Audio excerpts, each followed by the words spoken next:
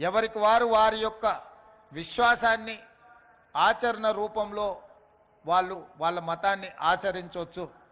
అందుకే ఈరోజు తెలంగాణ రాష్ట్ర ప్రభుత్వం ఈ క్రిస్మస్ పండుగను అధికారిక పండుగ తెలంగాణ రాష్ట్రం మొత్తం నిర్వహిస్తున్నది. ఇది మా ప్రభుత్వం బాధ్యత. మా ప్రభుత్వ ఏర్పాటు ప్రక్రియలో మీ అందరి సహకారం, చాలామంది మత పెద్దలు ఆశీర్వదించి, నేను ఆనాడు చాలా చర్చులకు చాలా విద్యా సంస్థలకు వెళ్ళి ప్రత్యేకంగా కలిసి వాళ్ళ నుంచి హామీనే కాదు ఆశీర్వాదం కూడా తీసుకొని ఎన్నికల ప్రక్రియలో పాల్గొన్నాను.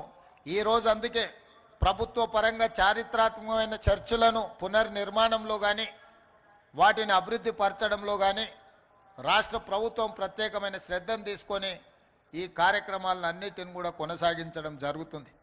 అదేవిధంగా ఈరోజు ప్రభుత్వం వైపు నుంచి మీకు స్పష్టమైన అంశాన్ని ప్రస్తావించదలుచుకున్నాను.